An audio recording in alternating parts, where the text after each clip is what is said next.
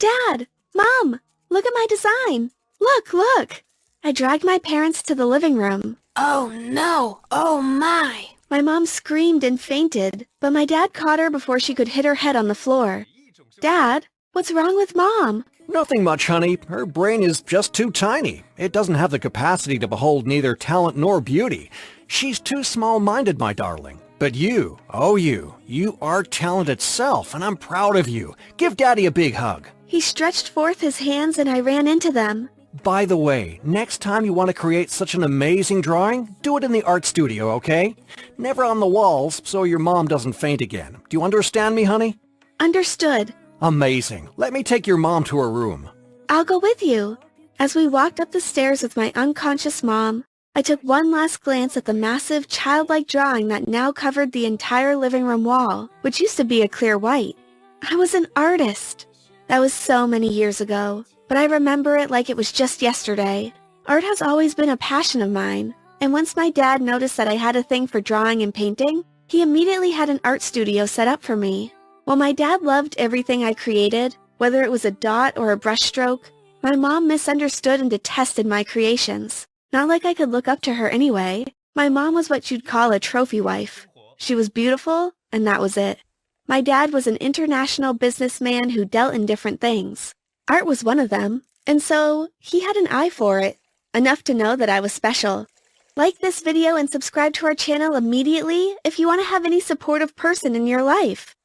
My dad took care of me as much as he could whenever he was around, but the thing is, he wasn't always around. He was always out on one business trip or the other, and although he called and texted frequently, I always felt his absence.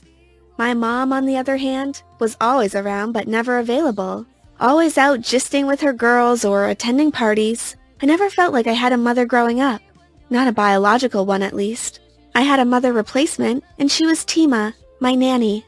What about Princeton? Tima asked one hot afternoon in the art studio, cleaning up after me as I painted. I haven't heard you talk about him a lot recently. Princeton.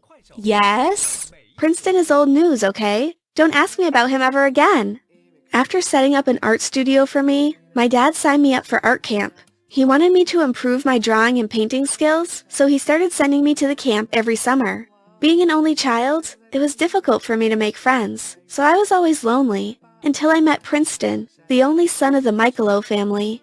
The Reeds and the Michaelos had a good history, so when I told my dad that a guy called Princeton Michaelo had tried to talk to me during art camp, he encouraged me to befriend him. Jennifer Reeds! Princeton bellowed during our second summer camp. Are you going to talk to me now? Or are you going to run away while clucking like a chicken, just like you did last time? I laughed and walked out of my tent.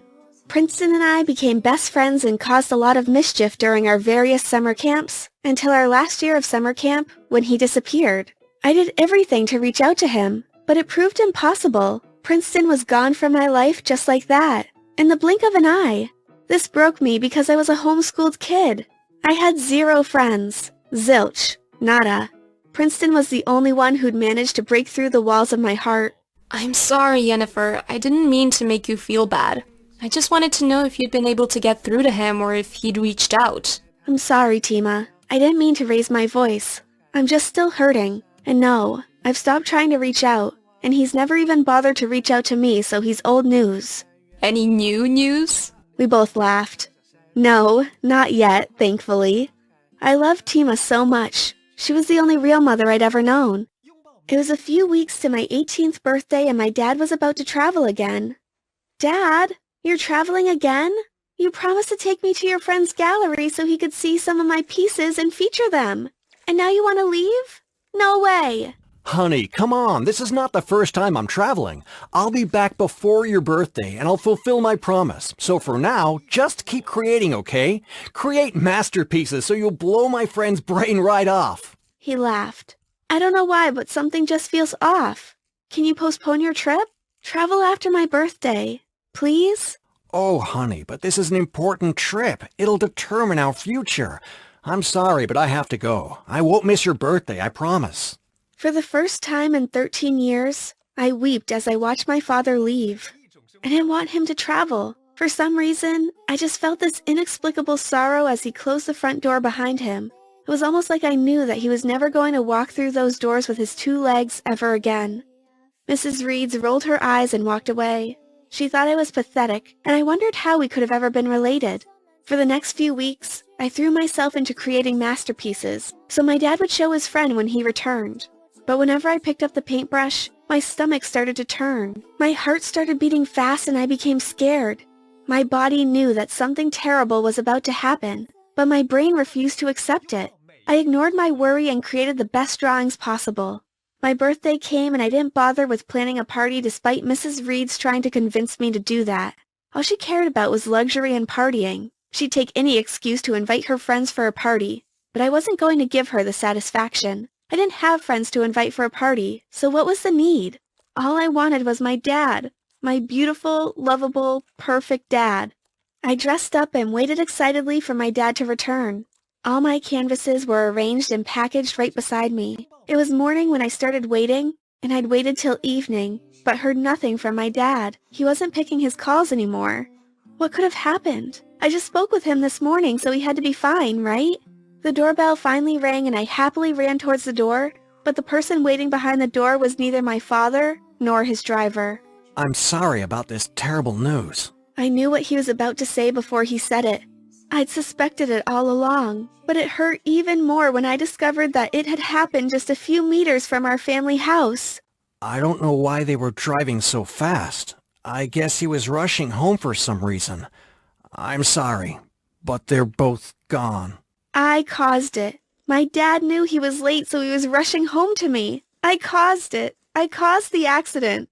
I packed all my drawings outside and immediately set them ablaze. If my art became the end of my father and his driver, then perhaps it'll become my end too. I couldn't let that happen.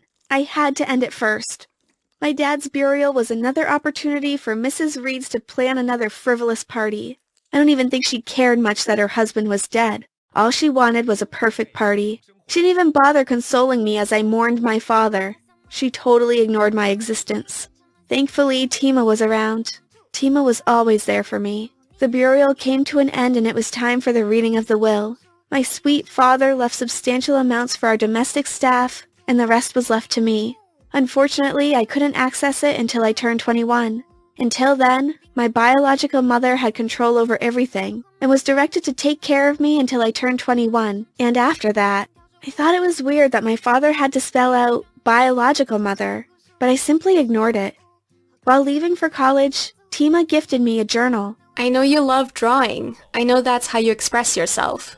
Don't stop. Whenever you have no other place to let it out, use this journal. My college funds had already been paid for by my father, so I started school immediately while Mrs. Reeds jumped into spending her newly acquired money. My so-called mother never sent me any money to survive, despite the fact that I called her multiple times. And so, I had to start taking odd jobs around the school to be able to pay my bills. At school, the Reed surname attracted people to me, but they left immediately they found out that I didn't have access to the family money. Meanwhile, my mother was on the news daily for one crazy rich act or another.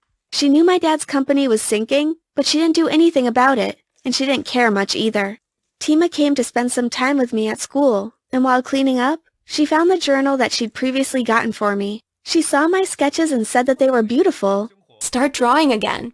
It wasn't easy, but I listened to the only woman who'd ever been a real mother to me. I started drawing again. Students around campus started paying me to do designs on their room walls, and I quickly started earning a lot from my hobby. At the beginning of my final year, things started to get real. The little money that I'd been using to survive through my art and odd jobs couldn't sustain me anymore.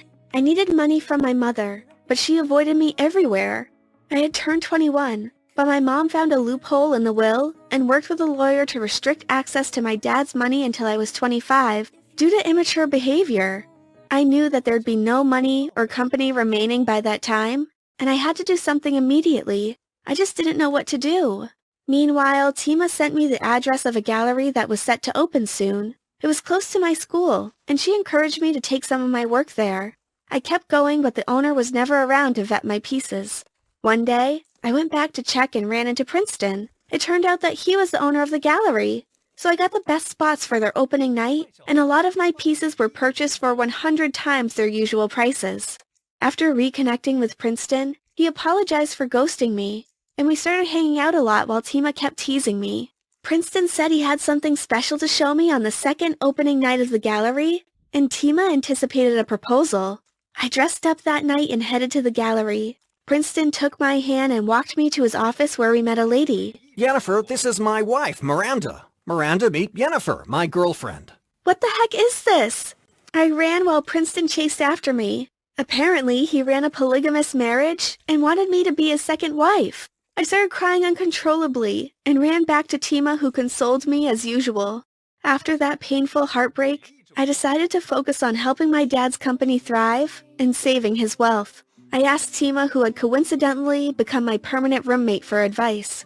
Well, your dad did say biological mother in his will. Yeah, that was strange. God, how do I tell you this? Mrs. Reed's is not your biological mother. What? It's complicated. Your mother, Mrs. Reed's, couldn't have a child, so she hired a poor woman to have a child for her. She never met this woman, but your father did before paying her off and forcing her to sign a contract of non-disclosure. Who is this woman, and how do you know this? You see, the thing is, this woman couldn't bear being that far away from her daughter, so she convinced your father to hire her as a nanny. You're my biological mother? Yes. Is Mr. Reed's my biological father? Yes. It took me a short while to get over the hurt and forgive Tima because I loved her so much. Armed with this new revelation, I rescued my dad's company and money and changed my and Tima's life for the best. Tell me all you know. No! Never! I zapped her with the taser again. Ah! I said, tell me all you know. Fine. My mom started crying. Fine, I'll tell you. So, you're probably wondering why I'm interrogating my mom. Well, it'd make more sense if I started from the beginning. So if you want to find out why, make sure you stay tuned till the end of the video. Before I was born, my parents were rich. Not mega rich, but they had a mansion. So I guess they were pretty rich. Anyway, you could say that they had a pretty perfect life. Until I came along. I'm what you'd call a devil, per se. I like trouble. I seek trouble. I love trouble. One time, when I was about 3 years old, I set fire to my parents' Porsche because I was bored. Good times. Anyway, my parents' perfect life completely changed once I came into the picture. They had to deal with vandalism, bills, angry principals, angry neighbors, all that jazz. So you can imagine their disappointment when they found out Mom was pregnant. I was about 7 years old at the time. They brought home a baby boy, and as soon as I laid eyes on him, I knew I was going to protect him. I adored the baby boy, who they ended up calling Jesse. As it turned out, Jesse wasn't the devil child my parents expected him to be, like me. Jesse was so sweet, so kind, and as he grew and grew, we discovered he was so smart. Easily the top of his class. And if he wanted to skip 3 grades above, he could have. But my parents wouldn't let him because they said that would be too weird, whatever that means. Anyway, in all other realms, I was the devil. But when it came to little Jesse, I treated him like an angel. I loved him so much, much more than my annoying parents, and I wanted him to have the best life. I dreamed of getting a good job and paying off Jesse's college tuition. Because of course he would go to college and become the greatest scientist ever.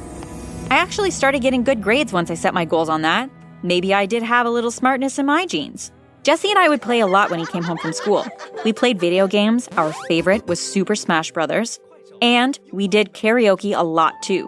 One time we had the song Never Gonna Give You Up stuck in our heads for so long that we would only speak in the song's lyrics. Never gonna, I started while pouring cereal. Give you up! Jesse smirked as he bit into his toast. Never gonna Let you down. Would you two shut up? Mom looked like she had enough of our rickrolls.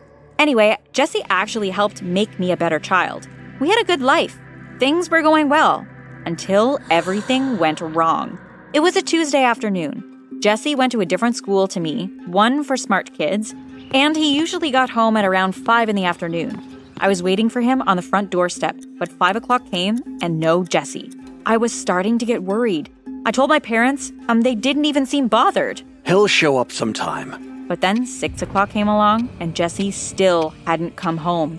Something must have happened to him. Relax. He's a big boy. He can look after himself. He's 10. He is? Ugh! I called the school. They said Jesse had already left at 4 p.m. The bus was only a 30-minute ride away. He should have been home by now. I decided to call the police and file a missing persons report. And this is the part of my story where the craziness really begins. Days passed until it had become a week since anyone had last seen Jesse. I was frantic, losing my mind, putting up flyers asking anyone if they'd seen my little brother. My parents, on the other hand, they acted like nothing had happened. I hadn't even seen them cry, not even once. Weren't the parents supposed to be the ones fretting over this, not me? But no, they didn't have a care in the world. I decided to hire a private investigator. I didn't tell my parents. Of course, they wouldn't let me. They thought it would be a waste of money. So I stole money from them to pay for the investigator. What? I told you I was the devil. And especially when it came to Jesse, I would do whatever it'd take to get him back. Anyway, a few days passed before the private investigator called me back with news.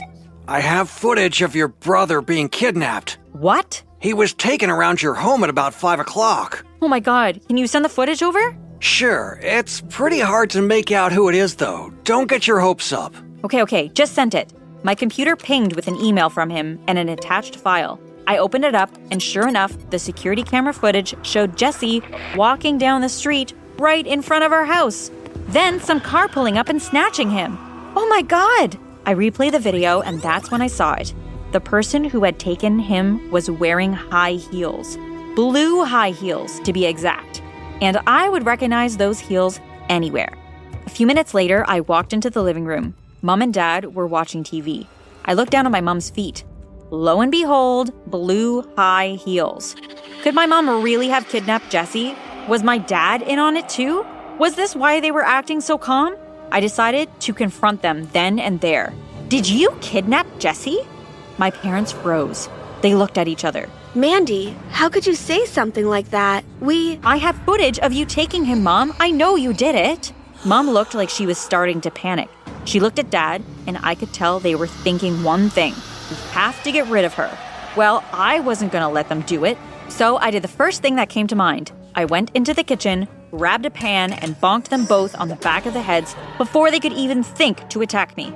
A few hours later, they woke up, tied to chairs in our basement. Tell me all you know. No, never. I zapped Mom with the taser. Finally, she relented. Fine. Listen, Mandy, it's not what you think. You kidnapped Jesse. Mom looked at Dad. Well, yes and no. Huh? Stop speaking in riddles. Honey, she isn't speaking in riddles. It's true that we took Jesse. Okay, so... But we didn't kidnap him. We returned him. Returned him? Returned him to who? My parents looked at each other again. I raised the taser as a threat. To who? To his creators. I paused. What? To his creators. Your brother, he's a robot. The taser fell from my hands and dropped to the floor. What did you just say? He's a robot. Your mother never gave birth to him. He's a robot designed in a lab, and he was given to us as part of his real-world testing. We were supposed to raise him for 10 years, then return him to his creators. It's all part of the deal. I couldn't even speak. I was too speechless. We were paid a lot to keep him and raise him. That's how we managed to pay off all your damages and the troubles you've caused. Jesse is a robot? Yes. How could you return him? He's your son. He's not our son. He's a robot, Mandy. Don't you love him? My mom hesitated. We can't love a machine, Mandy. We knew this from the beginning. I don't care if he's a machine. I'm gonna bring him back. You can't. He's gone now, Mandy. He might already be destroyed. It's too late. But I didn't care. I was gonna get my brother back, even if he was a robot. I spent the next 10 minutes getting the location of Jesse's creators from my parents. Then I locked them up in the basement. I didn't call the police. I wasn't sure what would happen if I did. I prepped all my gear: rope, knives, a laser cutter, my dad's Jeep. If you're wondering where I got the laser cutter from, don't ask. Let's just say I was an adventurous child. I pulled up the Jeep, thankful that I had taken those driving lessons. Then I sped off. Jesse was being held at a base far off in the countryside. 5 hours later, I arrived. I pulled on my black clothing, looking like a ninja. I hid the Jeep behind some bushes and proceeded on foot. I'll rescue you, Jesse. Getting in was much easier than expected. I guess they never anticipated anyone discovering their location. All I had to do was climb up the 50-foot wall using my rope and an anchor. Well, I guess it wasn't that easy, but for me, this was child's play. I climbed over the wall and walked down some stairs. Inside, it was quiet. A few people were milling around, but not that many. There were signs pointing everywhere. I started to walk and read the signs, seeing if any pointed to Jesse. I stopped at one door that said JE551E. That had to be Jesse. I entered, and sure enough, there was my little brother. Except he was a robot, and his limbs were all removed, detached like a broken toy. I stifled a cry. Jesse? He didn't respond. I approached him slowly. I tapped his face. He opened his eyes and looked at me. I smiled. Don't worry, Jesse, I'll get you out of here. I expected Jesse to smile back, to look relieved, something, but what he said next shattered my heart into a million pieces. Who are you? Oh no. I'm afraid he doesn't remember you. I spun around. A man in a scientist's outfit stood at the door. Let my brother go. He's not your brother. He's a robot, a social experiment, and he will be deactivated very soon. No! I charged at the man, but guards entered and grabbed me before I could do anything. They dragged me away from Jesse. No! Jesse! They put me in a chair and placed handcuffs on me. I looked at Jesse. He was watching all this with emotionless eyes. Had Jesse really forgotten me? And now, the deactivation procedure. The girl is still here. She can watch. Are you sure?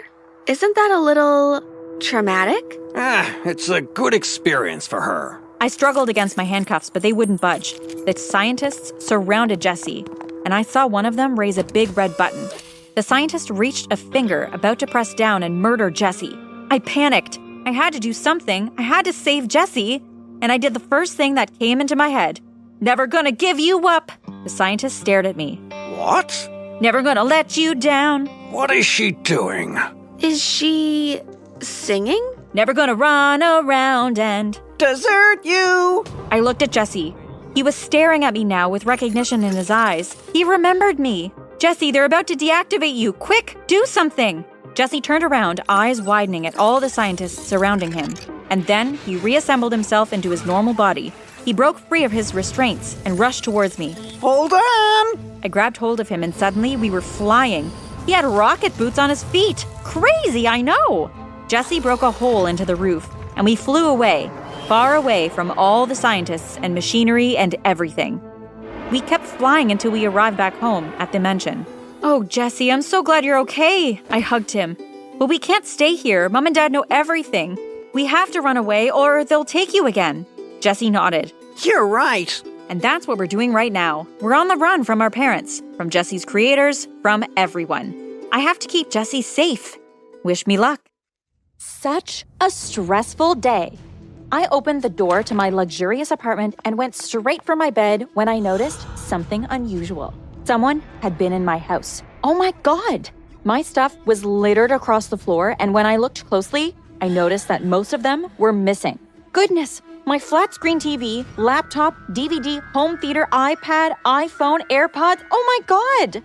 All my gadgets were gone. I ran straight into my studio. I'm sure that the riffraff, whoever it was, had no idea that there were cameras all over my house.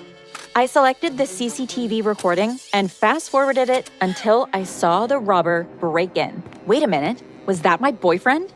Hi, I'm Summer. If you want to know why my boyfriend robbed me and the crazy circumstances that led to the break-in, watch this video till the end. Believe me, you don't want to miss a second. I came from a generational farming clan. Everyone before me was a farmer, and everyone after me was going to be a farmer. This was our destiny, and everyone accepted it without question.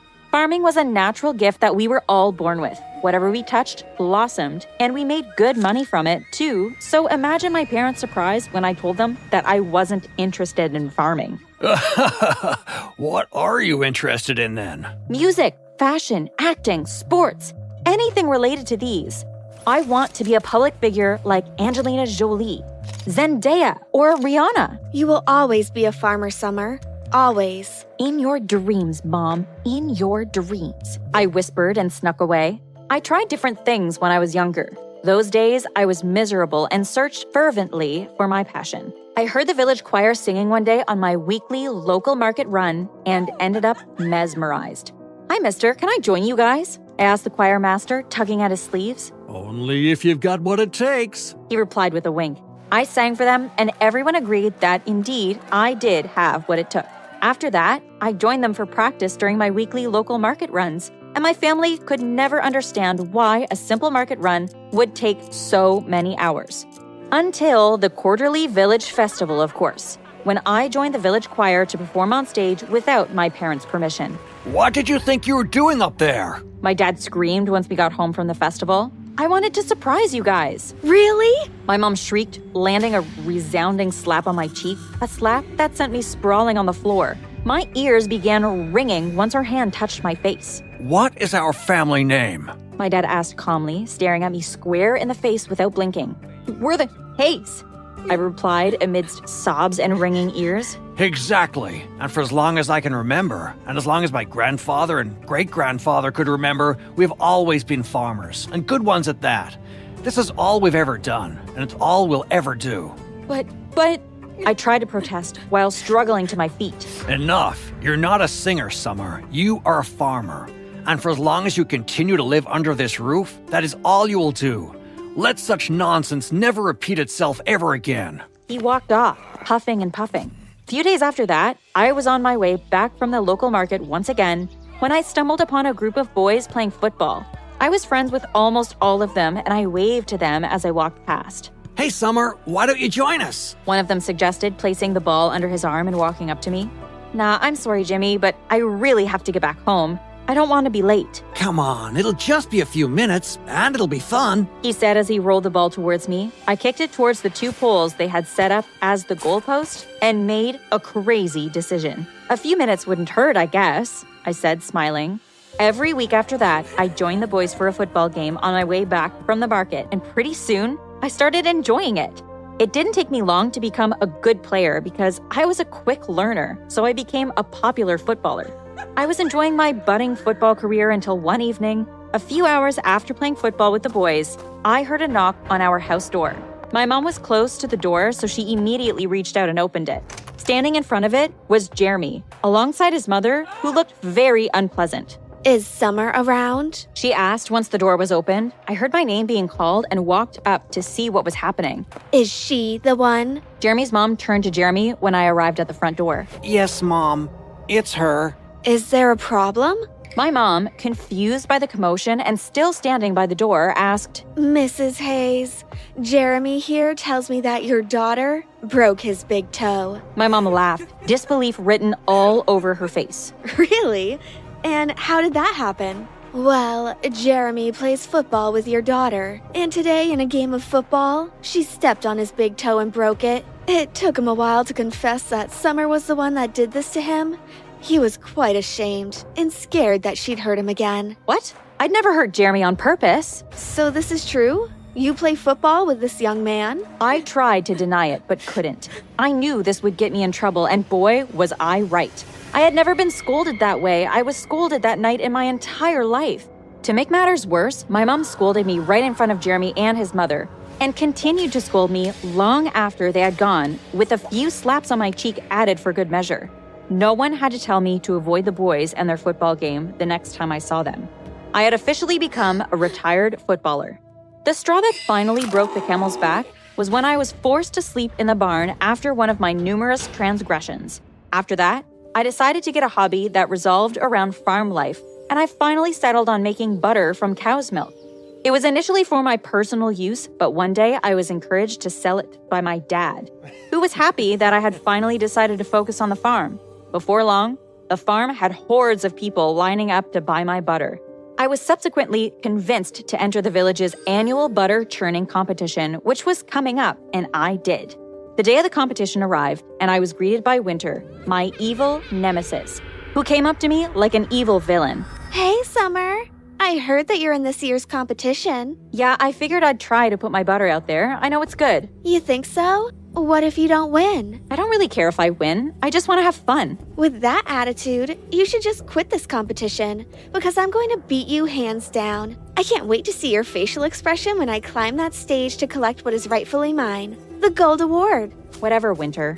Well, I won the competition, but as I was walking up to get my picture taken with the judges and my award, I felt something powerfully rip my dress. Serves you right. Let's see how you'll collect my award now.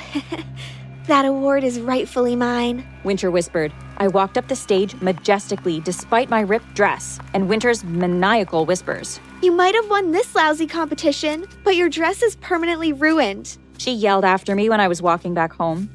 The next day, I awakened to some noise. I found out that some people had gathered in front of our house and wanted to speak to me, but they had spoken to my father instead. They had seen the pictures of me in my dress receiving my award and thought I looked beautiful in my dress. They also admired my skin, which they said was beautiful and golden. They wanted to take me to the city, but my father denied their request. Why didn't you say yes? I asked my father after they left. Why should I? If you're gone, who would do your share of the farm work? He replied without even turning to look at me. We already have our hands full here, so we can't afford to lose you to the city. But what if I don't want to be here? I can't stay here forever, I screamed. Don't be silly. Why do you want to go there? Who do you know in the city? Who would take care of you? You're just an ordinary farm girl, and they want to exploit you and use you to make money for themselves. You're staying here, and that's final. No, I hate it here. I want to go. Please let me go. My mother ran up to me and gave me her heavy signature slap. Immediately, those words left my lips. She said I was ungrateful and wanted to just abandon them and run to the city. You're never leaving here, you evil child. I was thrown into the barn once again and was visited by Winter, who was happy to find out that I'd been punished again.